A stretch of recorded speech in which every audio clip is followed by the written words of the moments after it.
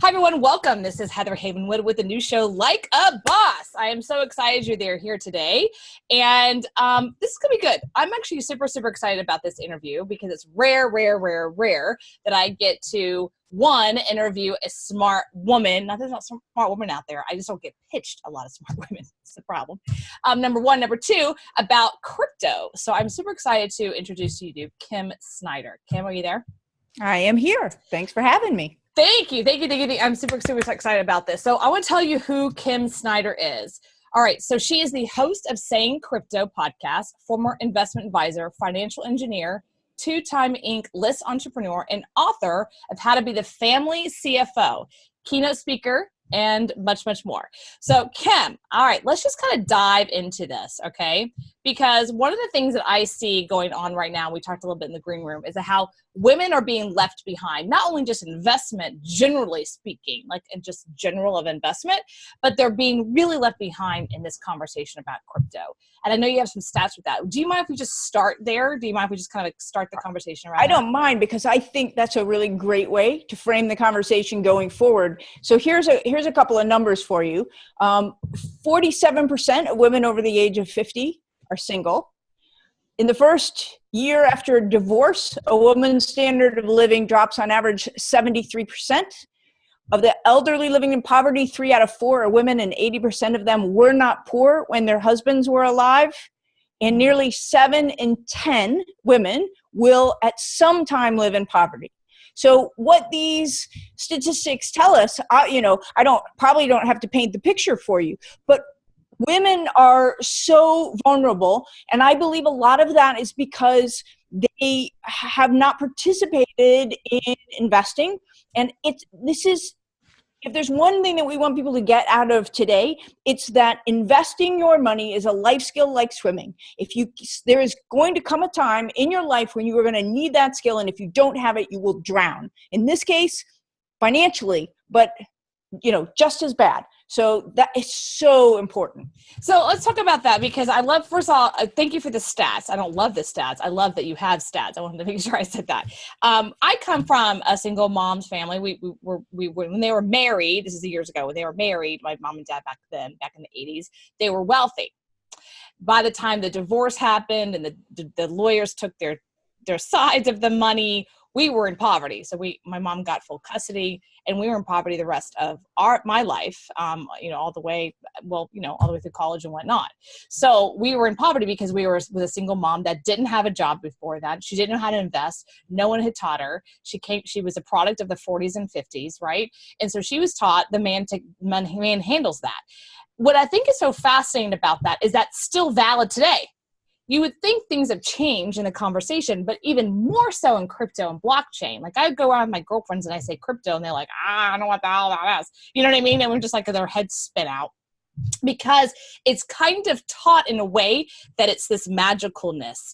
And of course, then you have what's going on with the industry, and they're talking about it so negatively, because if you listen to what I call the talking heads, they have a lot of back and forth around it. So let's start with you. Why are you focusing now on crypto right now in your career? Sure. Well, I think that's an interesting way to frame the question, in my career, because one of the things that we didn't talk about in my bio is the fact that I was retired. I built my investment firm and sold it at the age of 47, retired, moved here to Aiken, South Carolina to live on my farm and live happily ever after. And if you had asked me if I was ever going to get back into the investment game, I would have told you absolutely not. And all was going perfectly according to plan until cryptocurrency came along. And a friend of mine, not coincidentally, I guess, inherited a large amount of cryptocurrency, about $300,000, started asking me what she should do with it. And I suddenly had to pay attention, because, to be quite honest, my first response to her was, oh my God, sell that. It must be a scam. That's our knee-jerk reaction, right? In spite of the fact that I knew absolutely nothing about it, I had my head in the sand. I hadn't thought about investing for years, really. We were just going along. But because a friend asked me for my advice, I started to look into it. And each time she'd mention it, it would be worth more.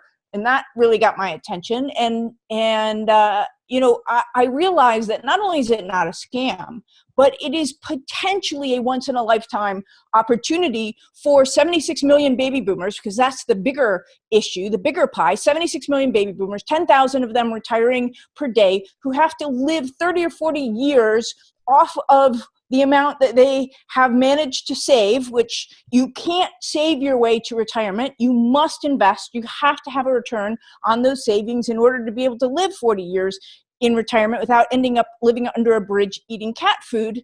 And because this is a once in a lifetime opportunity to make up that gap that so many of us have, where so many people are behind, and there's no guarantee that this will make up the gap. But so long as you position it yourself in a smart way, so that you don't wipe yourself out if it does, you know, if the naysayers are right. But it's this, you know, this potentially once in a lifetime opportunity to make lifetime changing money that caused me to come out of retirement and start saying crypto, because, you know, it's such a pressing problem. So let's talk about, so this is really interesting because one, you came out of retirement to like do this. This is kind of cool. You're like, whoa, there's something here to this. But I want to touch on a little bit. My mom passed away 4 years ago at the age of 67, and she was broke. She was on state, really. I mean, the state took care of her from that perspective, if you would call it that. And, that kind of sucked, especially since she had a period of her life where she was a multimillionaire at one point of her life. But I want to point to something interesting here that you said, that when you came out of retirement, someone started asking you, you thought it was a fraud. Your initial response was, that's got to be bad, sell it, whatever. What had you change your mind? Why is this an opportunity? Like, from your view as someone who's been in the investing industry for many, many years, what had you go, whoa, there's something different here? What is it? Yeah, it is really different. And that's what's really important to understand. That's part of the reason we have so much fear around it and so much misinformation, but it's also the opportunity. So one way to think of it is this. You know, the world has been coalescing around a single way of communicating. That's the English language. We have coalesced around a single protocol for transferring data.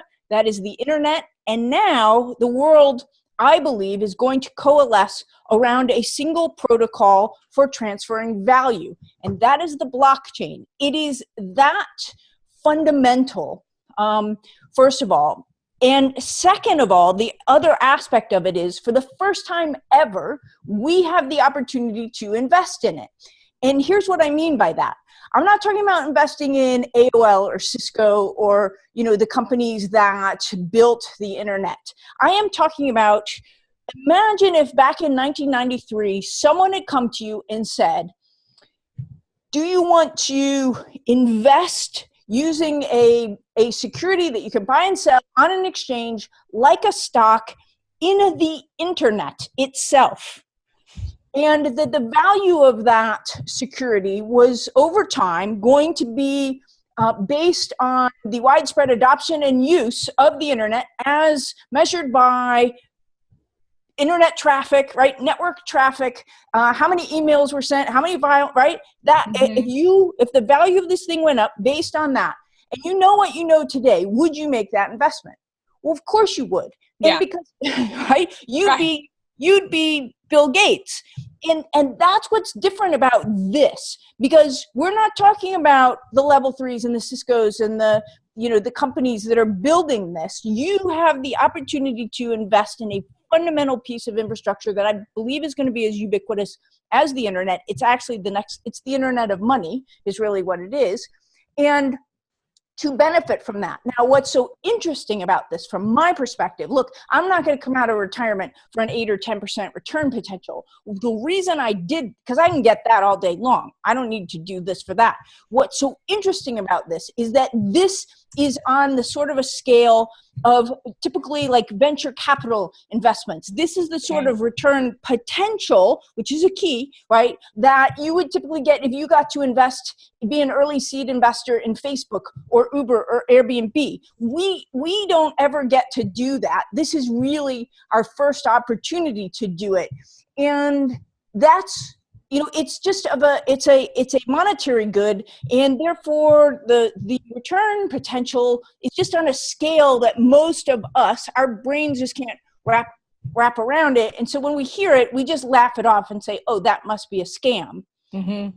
Yeah. So this is great. So thank you for that. It kind of gives you the construct of everything that's going on and why you came out of retirement. So let's go to the next level. So the next level that I see is, okay, it is unique. And you're right. I mean, I was around during the .com, .boom, .bust, Tom, whatever. And I remember when Facebook came out, I was actually a member in 2007.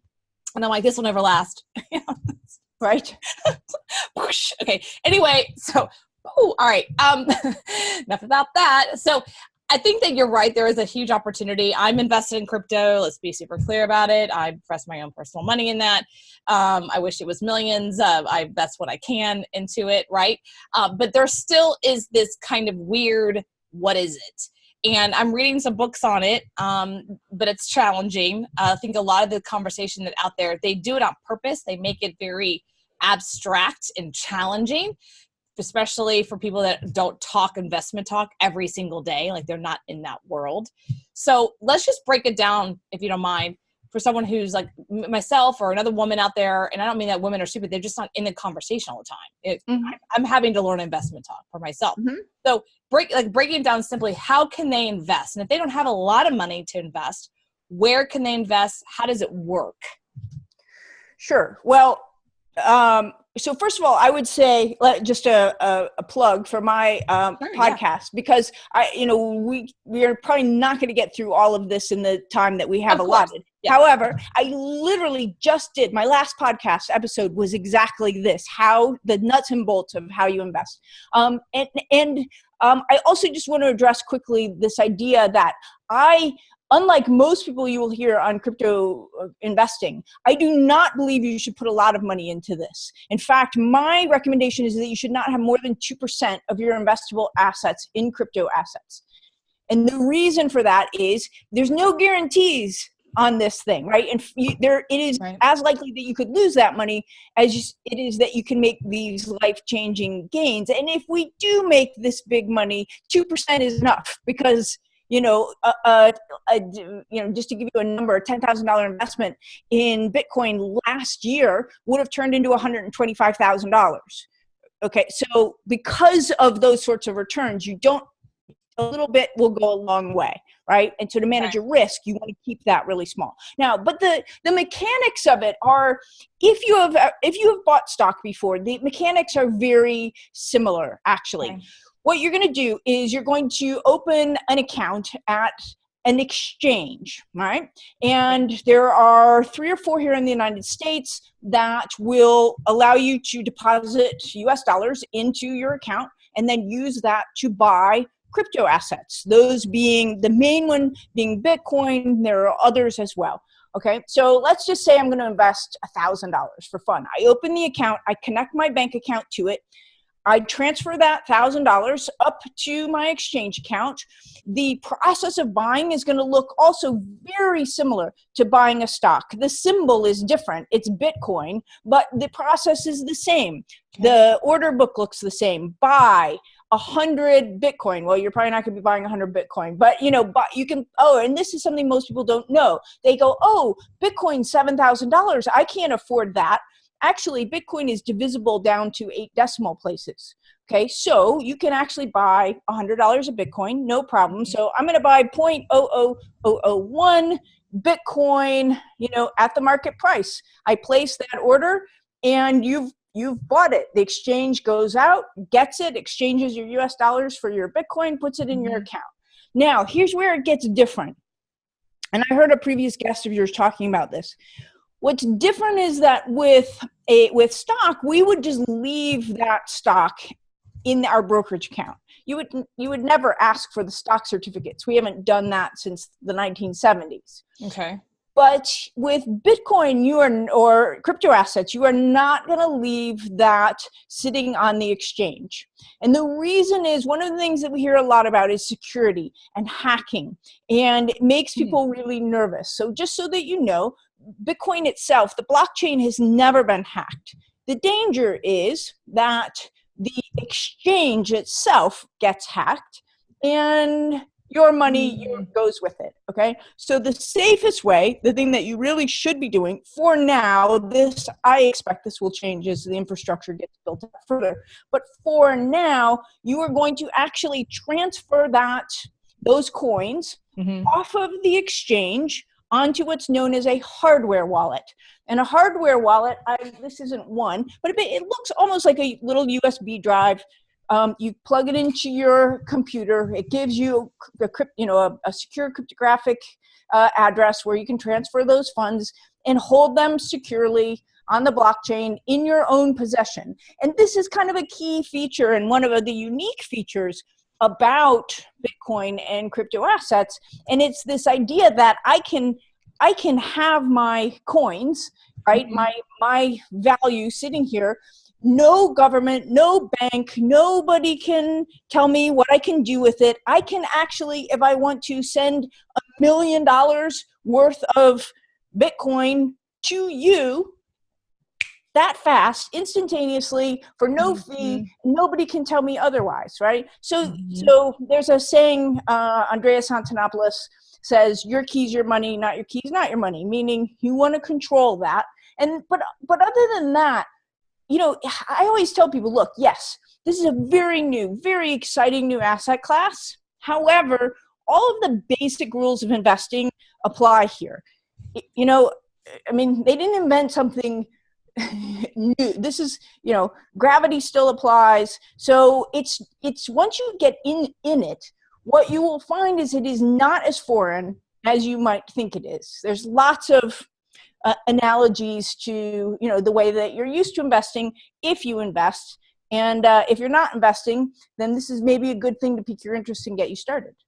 Okay, great. I love that. So, and by the way, I want to promote her podcast. It's Saying Crypto Podcast. Go check it out, because like she said, she just kind of probably took a lot longer in detailing that out. Because it is different. It is unique. It's not go to Ameritrade or something like that and, click on some button. It is a little different. However, when the whole process of when I bought on my wallet, at first it was kind of scary, you know what I mean? Right. And then it was like, oh, I got this. You know what I mean? Yeah. It was super simple. It's actually super, super simple. It's actually more simple than Ameritrade, because right now I'm going through some transfers of moving some 401k into Ameritrade, and that has been complicated. Yeah. And then this was like, I remember I was in a hotel in Vegas with my friend who was training me to do it, and I did it, and I'm like, I have Bitcoin now. He's like, you are now officially owner of Bitcoin. I'm like, what? Yeah. Oh my God. Anyway, and it has I didn't get a full Bitcoin, full one. It was like the point whatever percentage of it. And I love that, because it was kind of like this cool thing, but I felt kind of an owner of, this is kind of cool. So now I buy it every single week. I kind of do the whole long-term investing once. There you go. Versus my cappuccino kind of thing, right? And look, that's the right way to think of it, is that this is a long-term investment. There is no such thing as get rich quick. Okay, again, same rules of investing all apply here. If you're trying to get rich quick, I guarantee you Market Karma will reach up and slap you down. But if you think of this as a long-term investment that has outsized potential, and you treat it that way, there is an opportunity here to make a lot of money. So what you're doing is really smart. Thank you. Oh, I feel good. Thank you so much, Kim, for that. I appreciate the kudos. Seriously. Okay, so I have a question. People are going to ask me that. They ask me this all the time. What's the difference between crypto and blockchain? Well, yeah. So here's the way I explain it to people. I say internet is to blockchain as email is to Bitcoin. Okay, like remember those tests on your your SATs? So what I mean by that is, back in the 90s, internet was this obscure new technology that no one knew what to do with, except for a bunch of computer nerds. And email was the first application, the first use. Remember when AOL started sending out all those CDs to everybody, and we all figured out that we could do email, because at first we were like, why would anyone want to email someone, right? But Right. once we got those, and that's what that email was, the killer app that created widespread mass adoption of the internet. Right. And then everything else followed. I remember those CDs. There was actually someone a couple of weeks ago on Facebook that literally had them at their house still. Like they had like a thick stack of them. Do you remember they would? Yeah. Remember? A couple of months. Yeah. They're like totally. 4.0, 5.0, 6.0, 6.70 or whatever. Exactly. They showed them on Facebook. They go, I use them as coasters, you know? Oh, see? And remember, like, you've got mail. Like, that's so quaint now. But at the time, that was amazing. Right. Well, this is where we are, and this is how you think of blockchain and Bitcoin. So today, blockchain is the underlying technology, right? It's the distributed ledger on which all of this happens. It's the internet of money. And Bitcoin is, I believe, the killer app, which will lead to, you know, Jane and Sue using Bitcoin just like email did, which eventually creates that mass widespread adoption of the blockchain. And then again, all the rest will follow. That's how I think of it. So okay, I love that. Underlying technology. Do you remember there's a famous video of Kirk, Kelly Kirk, is it Kelly Kirk? Kelly Kirk, no, yeah, Kirk. She was the Good Morning America, and she said, hey, Katie Kirk. Katie Kirk, and she's like, can someone tell me what the internet is? Yes, do you remember that? It's like that. Can someone tell me in my ear what blockchain is? Like, it's just like that. Yeah. I'm so glad you brought that up. So again, to that point, like, remember, you know, if someone had allowed you to invest in the internet back when Katie Kirk was going, wait, what's the internet? What's the internet? That is where we are now with blockchain. And of course, nobody knew what it was. Nobody knows what this is. And yes, people are going to ridicule you. And yes, people are going to tell you it's risky. And yes, they're going to tell you it's a scam. But look, one of the most fundamental things you have to understand about investing is that profit is the reward for risk. It doesn't mean that you go out and take inordinate, massive amounts of risk. The job of an investor is to manage that trade-off. And this is one of those places where you have such an upside-downside skew that it's crazy. I mean, I get so excited about it because, you know, like, I'm unretired because, like, I'm telling you, 100-year flood type stuff right here. It's 100, yeah. This again. And one of the things that you and I talked about that and we talked about at the beginning, I just kind of want to circle back, is the message here, I think, is that we have an opportunity as people on this earth to really have a huge impact in the United States and abroad. That's what's, I think, cool too about cryptocurrency. It's international automatically. It's an international conversation, right? It's not the New York Stock Exchange. It's the World Stock Exchange, you know? But the other thing is about women. I'm a huge proponent of women who, and helping them understand and break it down and helping them say it's okay to invest. It's safe to invest. You can do this, because it's really important right now to have women take advantage of this. And I don't want the words crypto and blockchain and emerging technologies and AI and all these things that are out there to deter them from investing in their future and not putting it off to somebody else. And what's interesting is, and again, I just want to be super clear, you know, I have a financial advisor. I kind of did. I'm firing him right now, but I reached out to him and said, hey, I'm where my money is. I kind of want to move part of it over to crypto. And his response was, I don't suggest that. Now, this is like 3 weeks ago. Right. He doesn't pay a commission on it. Right. And I also said, great. Why? Well, he did some hemming and hawing, and then he said, I don't really understand it. And I'm like, well, that doesn't mean that I can't do it. That's right. Right? And I just, you know, of course I was very sweet and nice because I'm a Southern girl. But what I wanted to say was, like, just because your house didn't understand it doesn't mean that I don't understand it. You know what I mean? But I was like, okay, well, I'm going to move it anyway. So, and he doesn't get a commission on that, right? So if you have to understand where people are coming from when they're giving you advice. And right now, I think that, Kim is coming from, and I'm coming from, I just want women to understand things so they can make better choices. My mission in life is to have every woman on the planet be financially secure and wealthy, because I know when women are financially secure, they make new decisions in their lives. They just make decisions they would never been able to make, right? So I want to give women that as much as I possibly can by interviewing and bringing people like yourself and experts like yourself to the forefront. That's my job. Right. So I just really love it, what you're doing. So just wrapping it up, and what are the things that you want to say to women today, and what's your mission? Sure. Well, my mission is making sure that 76 million baby boomers don't end up living under a bridge eating cat food. Like you, I went through very similar, you and I have lots of similar stories. Yeah.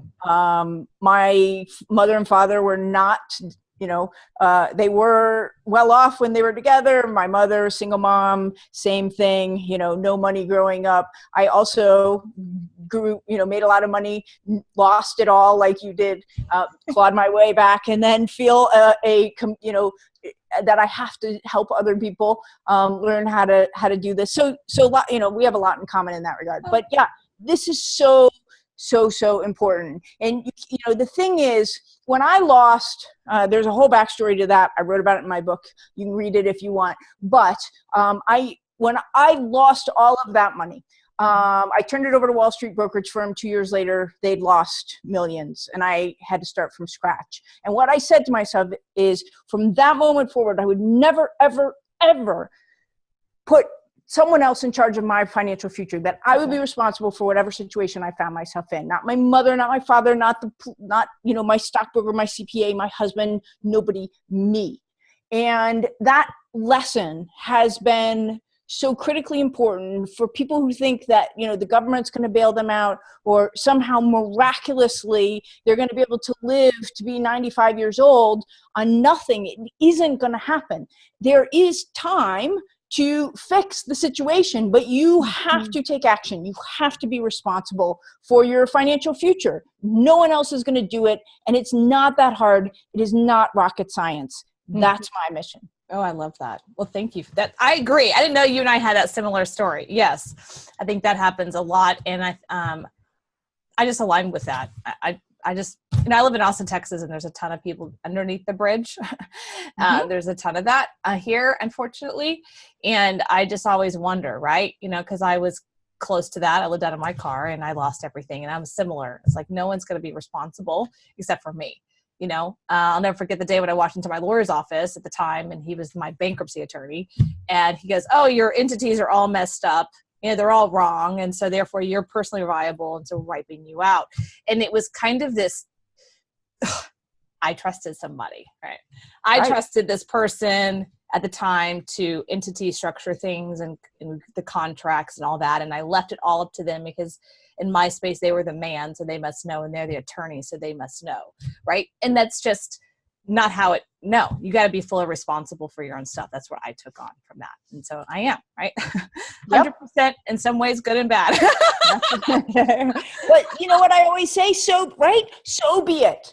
So be it. Look, I may lose this money. I may make mistakes, but at least I know that I had my own interest at heart.